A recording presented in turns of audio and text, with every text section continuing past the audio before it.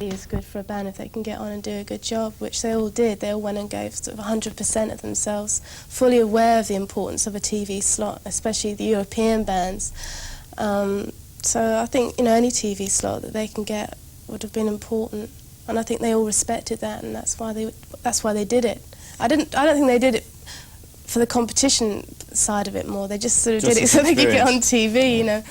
But if you look at the bands who've been in these strange Battle of the Band contests that happen from time to time, they don't seem to ever get anywhere. They sort of emerge and you hear about them and they just disappear again, and it makes you wonder really whether the whole exercise means very much.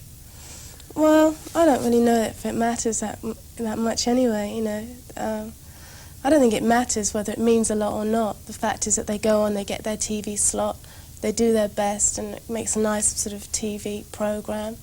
Gets music on TV, which can't be bad. I don't think it's to be taken too seriously. I don't think the people that participate would agree with that. I think they all take it terribly seriously. They all thought they were going to become great stars and be discovered. But I mean, you know, stranger things have happened though. Look at Sheena Easton. She did awfully well out of something not so dissimilar. Is this the sort of thing you'd have done yourself when you were starting and unknown, if you hadn't got anything else going for you? I think so. There's very few things that I wouldn't have done, I think, in the early stages.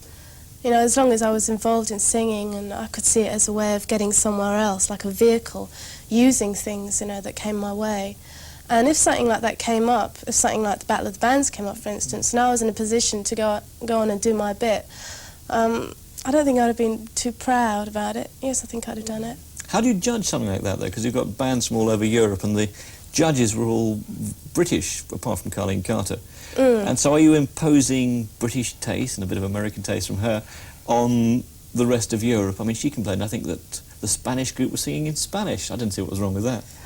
Well, maybe you didn't, but I didn't like it very much. I don't see many... the Spanish group sing in Spanish, though? Well, I don't know about imposing English standards or whatever, but I'm just... I wasn't imposing anything. I was just taking it from myself personally. And if I look in the UK charts these days, I don't see any Spanish songs. And if I look in the American charts, I don't see too many of them either.